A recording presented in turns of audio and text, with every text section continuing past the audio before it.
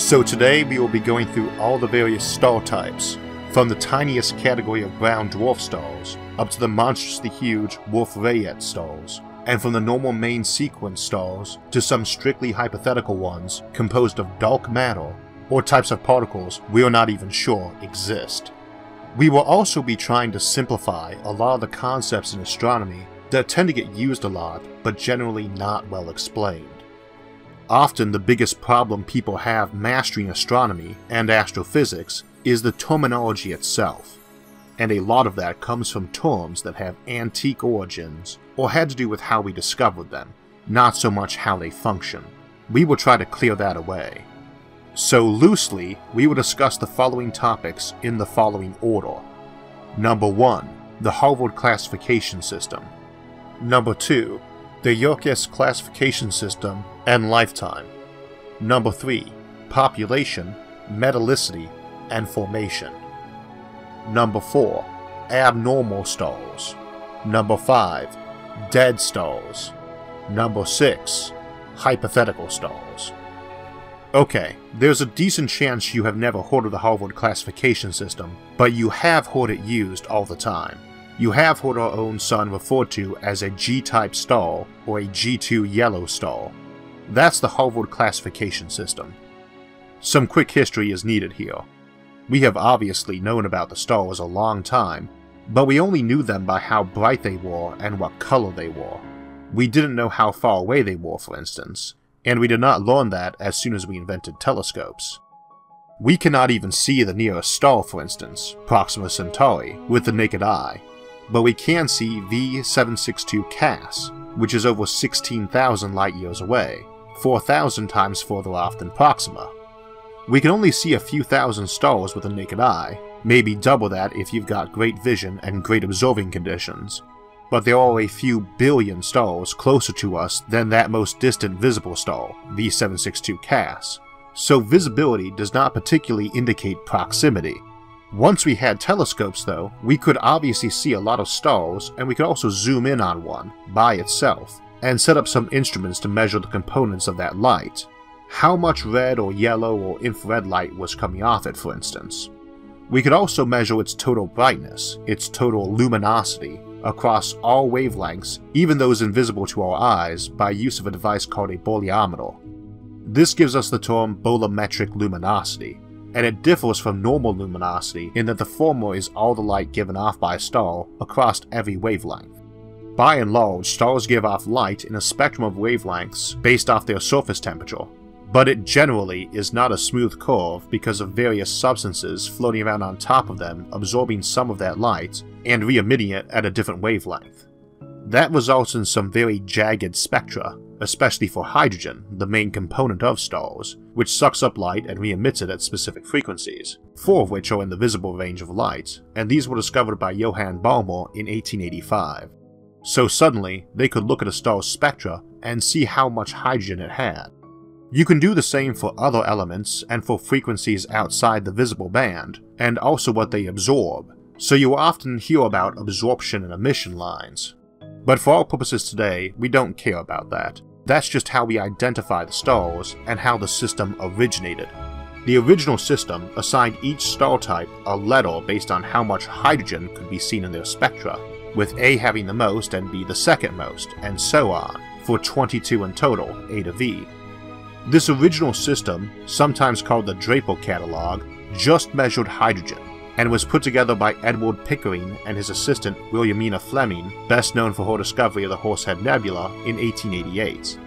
Draper was an astronomer who did a lot of the groundwork for photography in astronomy, and after he died his widow agreed to fund Pickering's work, though Williamina Fleming did most of the actual classification. She got her career in astronomy started as Pickering's housemaid at Harvard, and was the first member of what became known as the Harvard Computers, 80 or so women employed to do calculations back when computer was a job title, not a device. Another one of them, Annie Cannon, formalized the classification system later on based on temperature, but the original version Pickering and Fleming made was a bit more cumbersome. Unfortunately, she used it as the base, so we got stuck with a bunch of letters that basically mean nothing anymore and is hard to memorize. From hottest to coldest they were O, B, A, F, G, K, and M. And if you're familiar with those and ever wondered why those letters were picked in that order, now you know. The original system, the one used in the Draper catalog, focused on how much hydrogen they could detect in the absorption lines, and it stuck around when Cannon made the modern system, the Harvard classifications. They also all correspond to colors. Red is the coldest and blue is the hottest. She was also kind enough to come up with a mnemonic for remembering those. Oh, be a fine girl, kiss me. So now we had a system for temperature, but still none for any other attribute. And an M-type star, the coldest, can be either the smallest stars or the largest, for instance. It also is a bit vague even about temperature, so we follow each letter up with a number 0 to 9, 0 being the hottest and 9 the coldest. So the hottest star would be an O0, and the coldest an M9. Our Sun is a G2, making it the third hottest zone of the G-type stars, themselves the third coldest of the original categories. Again, these categories tell us nothing about how old a star is, or how big it is, or how bright it is by itself. For that we need something more. So in 1943, at Yerkes Observatory in Wisconsin, Wilson Morgan, Philip Keenan, and Edith Kelman came up with an additional classification system to cover total brightness. This is sometimes known as the Yerkes Spectral Classification System for the observatory, and sometimes the MK system for Morgan and Keenan for the two men, and nowadays MKK to include Edith Kelman.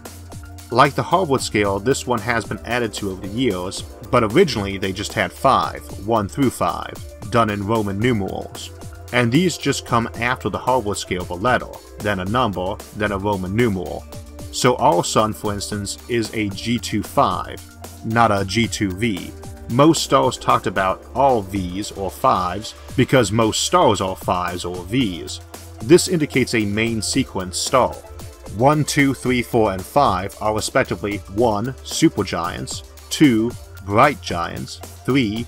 Normal giants, 4. Subgiants, and 5. Main sequence. Again in Roman numerals and after the letter and number of the Harvard scale. You might be wondering why there are no normal stars or dwarfs on that scale, and in fact we have added one to it in recent years for sub-dwarfs, and another for white dwarfs, and broke up category 1 into various extremes of brightness, but again, no dwarfs or normals. This is an example of terms changing as we learned more. Originally category 5 was dwarves, and that's essentially a relic of when most stars we could see were unsurprisingly the brightest stars. Our Sun gets classified as a dwarf star for this reason, even though it is bigger than 90% of other stars. And main sequence is a weird word too. You've probably heard it enough times that you don't really think about it anymore, but when we are talking about size and brightness, supergiant this and bright giant that, it does seem a bit bizarre to have the term main sequence. Like you had a table for describing people's height, giant and dwarf, but instead of just normal or average, you have some weird term like standard doorway clearance or comfortable shelf access. That's basically what happened here. As we began measuring brightness of stars, their actual brightness, not how dim they are to us based on distance from us, we began plotting them. Back in 1910, Einhard Hertzsprung and Henry Russell plotted a bunch of stars by their Harvard spectral class, the O, B, A, F, G, K, and M thingy, and by their luminosity, their brightness, or basically by their temperature versus their brightness. This is unsurprisingly a logarithmic scale, since the plot goes from things thousands of times dimmer than our Sun to thousands of times brighter. You get some noticeable clumps this way, and one is a big thick line we call the main sequence. Most stars were on that main sequence, and the name just stuck, basically as a way of saying the star was normal. As we learned more, we added to it, but in the basic original system, the biggest brightest stars were Type 1, supergiants, and this could be a very massive hot star, or a large, cooler, and lower mass red supergiant. A star's total brightness is based on its temperature and diameter. Double the diameter, quadruple the brightness or luminosity. But for temperature it goes up even quicker. Double temperature, and you increase luminosity 16-fold. Some stars are very hot and tiny, like white dwarfs. Others are huge and cool, like red giants. The Harvard scale tells us temperature, But the Yorkist doesn't tell us a specific dimension like age or width or brightness. It tells us which area of the HR diagram the star is in. It is more like a map of location, like continents or chains of islands. They have just got numbers and names, not just names like North America or Asia. Astronomers usually say the names and write the numbers. Now there are reasons why stars are in these groups rather than randomly and evenly distributed, and it mostly relates to how old they are, in terms of how long they will live. Stars burn through their hydrogen at a rate based on their mass. Only the very smallest stars actually get to use all of their hydrogen since they are fully convective, which basically just means stuff near the surface can float down to the core, and stuff in the core where fusion is going on can drift up to the top. The smallest stars are fully convective. One just a bit bigger actually has a drop-off in this, and it rises again when you get to stars in our Sun's mass range, but is still pretty low. But the bigger stars don't live nearly as long. Some live only a few million years, while the smallest stars can live trillions of years. You probably already know that, and you might even be familiar with a rule of thumb that lets you determine a star's lifetime based off its mass. Most folks think a main sequence star, when it runs out of fuel, becomes a red giant, but there's more to it than that. For instance, our sun gets brighter every year, about 1% brighter every 100 million years. I've never heard anyone phrase it this way before, and it's probably from my own big focus on megastructures and Dyson spheres, but the sun's brightness increases every 5 years by about what is needed to illuminate the planet Earth. So if you are building a giant Dyson swarm around your sun, you can add about a planet's worth of new living area every 5 years, or a space the size of the US or Europe every month or so. Eventually, it will run out of hydrogen in its core. Just the core though. If our sun used all its hydrogen, it would live closer to 100 billion years. Many stars, as they begin getting to the end of the main sequence, growing brighter, have a subgiant phase, class 4 on the Yorkist system. This is generally a relatively short phase, though its exact characteristics depend on the star's mass. But basically, the star just gets decently brighter, noticeably more than it was already doing just from aging. All stars have a main sequence phase, their main phase of life essentially, and will pass through a subgiant phase as well before becoming a giant, though the lightest stars never become giants. At least we think so. The fact of the matter is that virtually no stars less massive than our own sun have ever left the main sequence. The universe just isn't old enough for them to have done so, even if they were among the first to form 13 billion years ago. No M or K-class main sequence star, red or orange dwarf stars, have ever died of old age, and they are the supermajority of stars. The only stars to leave the main sequence yet are ones more massive than our own sun, or just a little bit less massive, which also formed way back near the beginning of time. Most stars are red or orange dwarfs, and partially because they have longevity. Big stars don't live long. Anyway, we always have to be a bit speculative when talking about phases for things less massive than our own sun, since even though that is most stars, the universe just isn't old enough for us to have actually witnessed what happens to them when they leave the main sequence. As I said though, current thinking is the very lightest of stars don't even have a giant phase. Leaving the main sequence, going through Type 4, subgiant, they arrive at normal red giant phase, Type 3. Now here we have another example of bad terminology. A red giant is always an old star, one that left the main sequence and expanded and cooled. It might have been a G or an F or an A-type star beforehand, but it is an M-type now. It has expanded so much, it can have enveloped its inner planets and even a close binary neighbor. But we often use the term giant to refer to very large main sequence stars too, like a blue giant, and this can get kinda confusing. Also, amusingly, while we think of things getting swallowed and vaporized when this happens, those planets or stars would just keep orbiting inside it, albeit that orbit would decay and those planets would be roasted, but slowly roasted. This is because while the red giant is quite hot, it's thinner than air. So properly insulated, you probably could dive a spaceship into one for a while. Type 2 are the bright giants, and these can come in any color, any letter on the Harvard class, O through M, blue through red. A blue bright giant would be a main sequence star, while a red bright giant would be a dying star that had been fairly large to begin with. When stars leave the main sequence, they don't just expand overnight or contract afterwards, with the exception of the really big ones that outright explode, which is not an instant process either, but the timelines are a lot shorter. The next category, Type 1, are supergiants, and again these can run the whole spectra, but they are inevitably a very massive star on the main sequence, or a pretty massive star near the end of its life. We also further subdivide this category by how bright they are, and you will sometimes see a Type 0 called a hypergiant. It's not that there are so many of these stars out there that we actually needed a new class, it's just that we can see them so far away that they are pretty easy to catalog, and they are often yellow, because stars that massive have stability issues that tend to make them physically larger and cooler than we'd expect.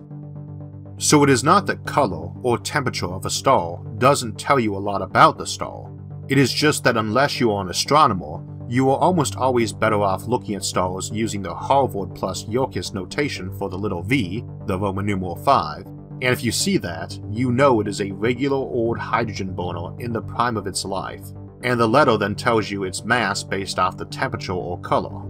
If you don't see that v or 5 at the end, you will be safe assuming it is either dying, huge, or weird, or some combination of all three.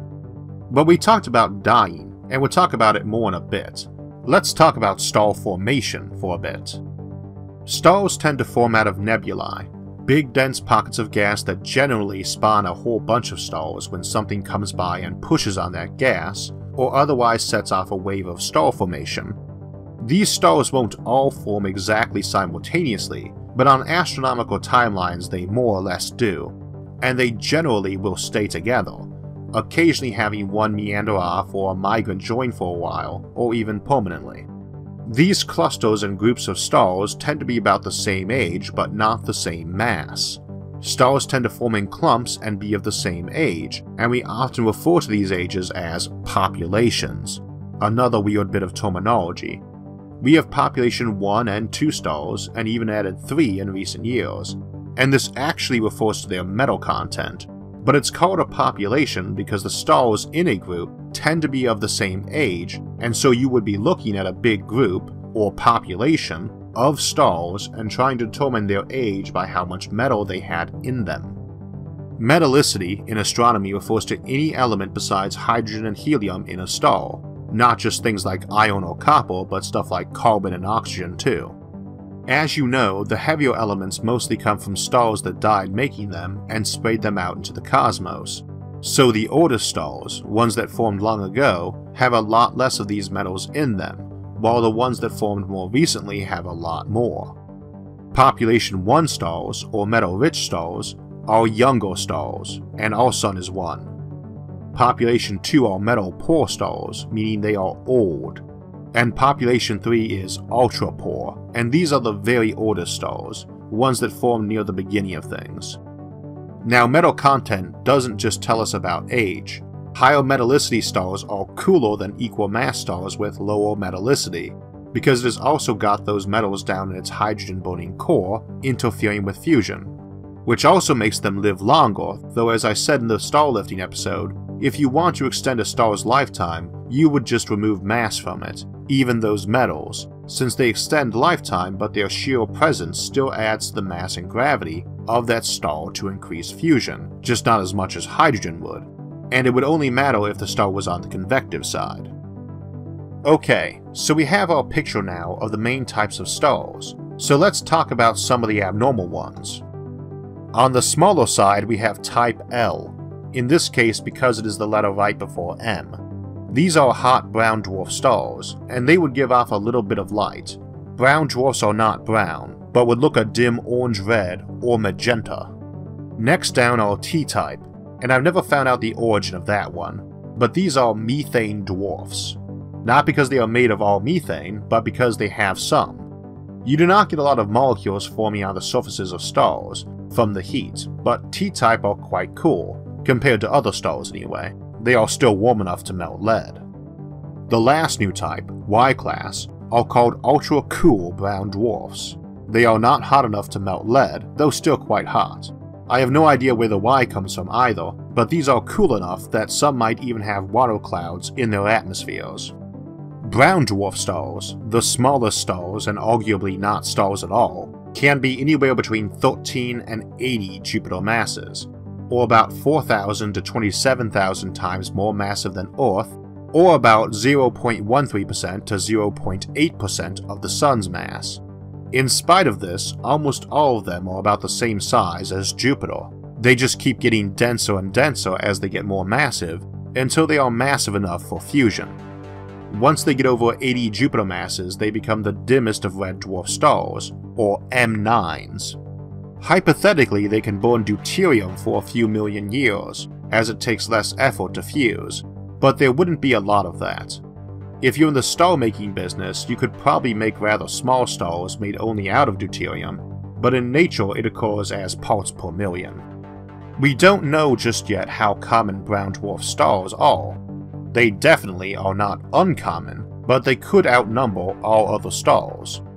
People wonder about living around a brown dwarf, like if a large moon could be habitable. The answer is probably yes, since you could have a lot of heating from tidal forces on the moon, something we discussed back in the Habitable Planet series, and from some light off the brown dwarf, even if virtually all of that was in the infrared range. We also have, back on the other side of the size scale, Class W for Wolf-Rayet stars. These are so big and huge that you can see them thousands of light years away with your naked eye.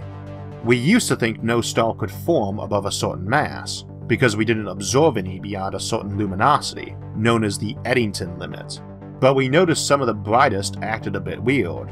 Their spectrum wasn't right. Too much helium and nitrogen and carbon. We realized that these were a lot more massive than their luminosity indicated, and we have known about them for a long time. They are very uncommon, but so bright we can actually see two of them with the naked eye. One of them, Gamma Velorum, is one of the brightest stars in the night sky, but they're both in the southern hemisphere, unlike 90% of my audience. What happens with these stars is that they are too big to be stable. They have very high solar winds and regularly belch off swaths of matter.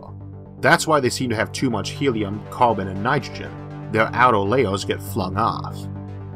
You will also hear a lot about variable stars, particularly Cepheid variables. A variable star is just one whose brightness varies, and there are tons of types. These come in two major categories though, intrinsic and extrinsic.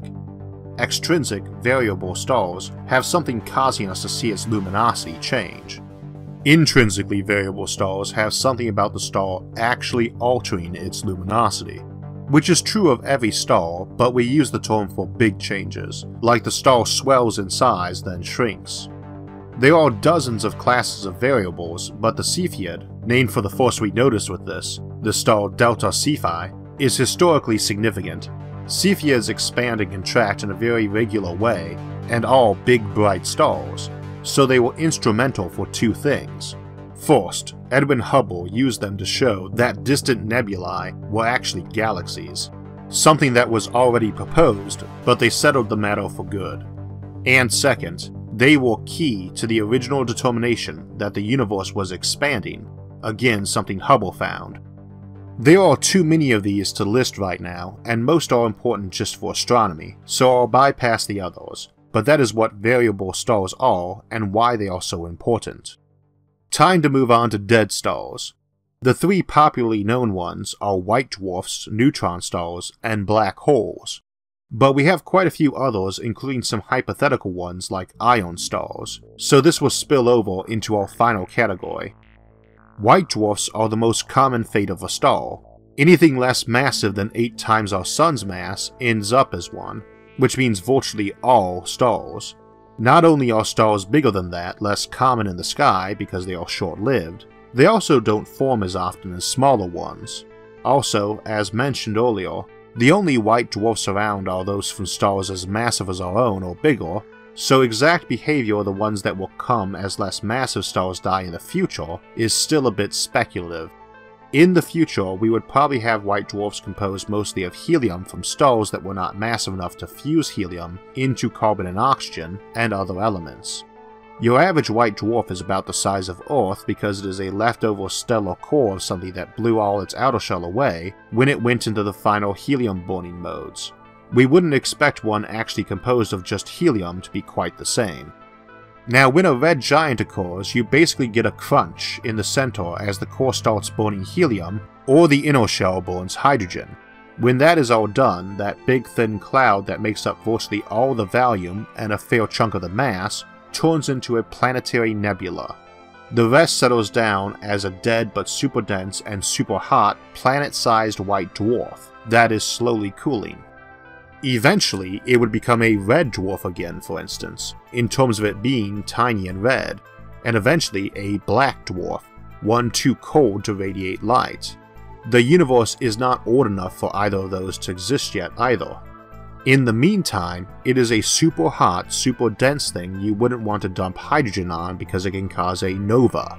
Just a regular old nova, not the super kind. Nova being Latin for new, a nova star, or new star, sometimes pops up in the night sky from a place where we couldn't see a star before because it was too dim. Novae are quite bright for a little while, and a lot more common than a supernova. Unlike supernovae that happen maybe a couple times a century in our galaxy, regular novae happen a couple times a month. But they are not so bright that you can see them across the galaxy. Still, one happens close enough to make a new star visible to the naked eye every few years. Novae can vary a lot in brightness, since it just depends on how much hydrogen lands on them, and they can happen multiple times to the same star. Now, a supernova is a more extreme event and can happen two ways. The first you know, it is when a really big star dies, but the more common kind is when a white dwarf absorbs enough mass to cross a threshold, about half again what the Sun mass is, and it is too much for even the electron degenerate matter to handle, and the white dwarf simply explodes. We are not quite sure as to the exact process, but we think that when it crosses the mass boundary, it is just enough to ignite carbon and oxygen fusion and get some convection going on to store the star, and that after about 1,000 years that results in a detonation, ripping the white dwarf apart rather than just causing it to collapse into a neutron star. In any event, that is a Type 1a supernova. Now, not all Type 1a supernova tear the star apart. Sometimes, we think, they leave behind a remnant called a zombie star, one that might have about half the mass left over. This would be a lot like a white dwarf, just a less massive one, but still basically a white dwarf, a super hot, super dense, planet-sized object that is going to slowly cool off since it no longer has any fusion going on. You could conceivably live around one of these, but they are a lot dimmer than normal stars, and they keep getting dimmer and dimmer. Incidentally, supernova types 1b and 1c involve very large stars too, like the Type 2s, the Wolf-Rayet stars I mentioned earlier. So Type 1a, the most common type, are the only ones involving white dwarf stars. There used to just be Types 1 and 2, and Type 1 meant we didn't see any hydrogen in the explosion. It all got fused or scattered long before that. Type 2 does have hydrogen in it. These are the classic supernova that you are most familiar with, big stars that explode and leave behind a neutron star or a black hole. These occur in stars heavy enough to ignite more fusion, and the highest element you can form this way is iron, so the very biggest stars end as a supernova when their core turns into iron. These then get imploded by supernova into neutron stars. We estimate there are 100 million to 1 billion neutron stars in our galaxy, out of many hundreds of billions of stars, but many would be old and have cooled down. They are quite small, no bigger than a small moon or large mountain, so they only emit a lot of light when they are very young and hot. They also tend to rotate very quickly, having kept most of the angular momentum of the parent star, but squeezed in tight like when an ice skater twirling around brings their arms in and spins faster. So they rotate several times a second, even hundreds of times a second, unlike most stars which rotate in days or months. This causes beams of electromagnetic radiation to come off of them, which we can see if we are at the right angle and when they are young and hot.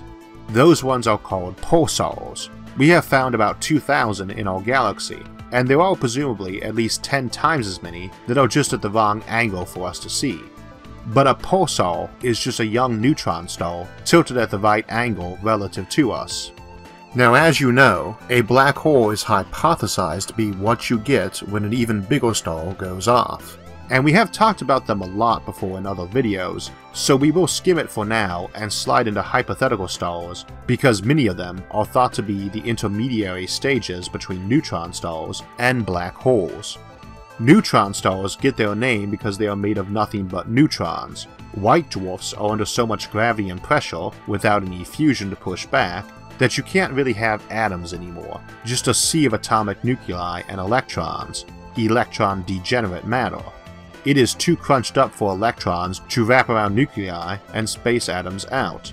Neutron stars are so dense you cannot even have protons and electrons anymore, just neutrons. A neutron left to itself usually decays into a proton and electron, or their antiparticles. This is essentially the reverse process. But protons and neutrons are both made up of quarks, and under enough pressure it might be that even neutrons can't exist anymore and you get a big mess of quarks, or a quark star. This might be a short phase right before a black hole forms, or maybe a stable one where inside a neutron star is a core of raw quarks. Probably strange quarks too, rather than the up and down quarks that make up most matter. We do have a few neutron stars that seem a bit too dense, and it has been suggested they might be quark stars, or have a quark core at least. They don't necessarily drop into black holes after that either. We still have 4 more possible steps. One option is the electro-weak star, named for the unified electromagnetic and weak nuclear forces that occur at high enough energies. Here the collapsing neutron or quark star would have a super dense core about the size of your fist with a couple planets worth of mass jammed in, and the rest all around it still at the lower but absurdly high densities of a neutron or quark star. Gravity is too strong for even quarks to exist at the core, and those quarks are being converted into leptons. Electrons are a type of lepton, they have no quarks. This energy keeps the star from collapsing further, and it has been suggested this could go on for millions of years before the jig is up. From the outside, it would still look like a neutron or quark star presumably. Another option is a boson star. Bosons are particles that can be in the same place as other particles. Fermions, what regular matter is made out of, cannot be in the exact same place as another fermion. Quarks, protons, neutrons, and even leptons like the electron are fermions and cannot occupy the exact same place as another fermion. A boson can, and photons, the particle of light, are an example of a boson. Considering a radio wave, or a radio photon, can be bigger than your house, it would be kind of hard to listen to the radio otherwise. One of the candidates for dark matter, which we discussed in its own episode, is the axion, and it has been suggested it could be a type of boson that could form this sort of star, or even start a star off this way if it were made back in the Big Bang. Boson stars are also a candidate for dark matter, though I skipped them in that episode for here. We also have other options for dark matter stars, or dark stars, which we will get to in a moment. Another option is a preon star. Preons are another hypothetical particle, originally suggested to be what quarks and leptons were composed of. There is no evidence they exist, but there's always an understandable desire for some most basic particle all the others are built out of, and preons were one of the more popular ones, much like strings from string theory. Like boson stars, they are also a candidate for dark matter, and could have been formed in the Big Bang, or in a supernova. Both of these are much denser than even a neutron star or quark star. The densest, though, is the Planck star, and these are not the last step before a black hole, but thought to be what might be at the center of a black hole. We do not know that a black hole is actually point-like, and I mean the mass at the middle. The actual black hole is just the region around it where gravity is too high for light to escape. That rises linearly with mass, double the diameter of that event horizon. But we do not know that matter keeps compacting after that until it simply becomes a tiny dot of zero width. A Planck star is one option for the core of a black hole, and they are insanely dense, about 10 to the 97 kilograms per cubic meter. which for scale, the whole observable universe is only about 10 to the 52 kilograms, so if squeezed down to Planck density, it would fit into a single atomic nucleus, and remember, an atomic nucleus is very small compared to an atom, like the Sun is to the solar system. A Planck star would be similarly tiny compared to an atomic nuclei, but with a whole star's mass crammed into them. Needless to say, these are also a candidate for dark matter, though again the key notion is that they might be the actual center of a black hole. Now the last two we are going to look at are not dead stars, although one is probably an extinct class that no longer exists, and the other is a kind that won't exist until everything else is dead. Dark stars, stars made entirely of dark matter, are considered something that might have existed early on in the universe when things were more packed together. Depending on how dark matter actually behaves, you could get clumps of it mixed with normal matter that prevented that matter from achieving the density necessary for fusion. Such stars would radiate very little light even though they could be bigger than our solar system. We talked about these more in the dark matter episode, but they are hypothetical and almost certainly no longer exist. Our last is iron stars, and they are the ones we'd probably focus on if I ever do a sequel to the Civilizations at the End of Time video that focused on black holes. The star-forming era of the universe will end in about 100 trillion years. We are about 1% of 1% of the way through it. We talked in that episode about how potentially that might just be the beginning of real civilization, as expansion drives cooling that allows hyper-efficient computing. But that era lasted at most 10 to the 100 years, just a trillion times longer than the stellar phase, of which we are again only 1% through. Some folks asked me if things could keep going after that, and there are a few options. For matter that hasn't been swallowed into a black hole during all that time, say an old white dwarf or neutron star left on its own, and assuming protons do not decay, given enough time, and we are talking timelines that make the entire black hole era seem as short to it as a second is to that era, you could have cold fusion occur. The insane improbability of a cold fusion event occurring by quantum tunneling is one of the reasons physicists roll their eyes at this or that cold fusion device. It is easier at supercold temperatures, but it is still so improbable that to convert an entire stellar mass object into iron would take timelines only meaningful in scientific notation, 10 to the 1500 years. That's a 10 followed by an entire page of zeros. As mentioned earlier, iron is the heaviest element formed by fusion, so eventually, given a long enough time, and assuming protons do not decay, everything should end as iron. Of course, that isn't necessarily the end of the universe, but we will save that for another time, I think. Iron stars are the last of our hypothetical stars, both for the universe and this video. Speaking of future episodes, this episode was originally planned for next week. As you may know, we were going to do Colonizing the Outer Solar System this week, but Fraser Cain, the publisher of Universe Today, offered to collaborate on a video. We both latched on to discussing colonizing the outer and inner solar system, and while at first we thought we could get it done by the original planned air date, we decided to give ourselves a bit more breathing room, so that is next week. And I suspect we will both be doing a lot of more in-depth looks at that topic, so make sure to subscribe to my channel, and his as well, for updates when that and other videos come out. As mentioned, this episode was also the third Patreon winner we had, the topic being selected by Neo Navris, our prior two being the Spaceship Proportion Compendium, selected by Drew McTighe, and the second being Starlifting with Bill Maines. They were all great picks, and I really enjoyed the process. Drew and I spent a couple hours on the phone bouncing ideas around, for instance. So it is definitely something we will be continuing, though I still haven't decided exactly how. Needless to say, I am very grateful to the channel's Patreon supporters for paying the bills for the channel, and if you would like to become one, there's a link to the channel's Patreon account in the episode description. Again, next week is Colonizing the Outer Solar System. In the meantime, you can try out some of the other episodes on this channel. If you enjoyed this episode, don't forget to hit the like button and share it with others. And until next time, thanks for watching, and have a great day.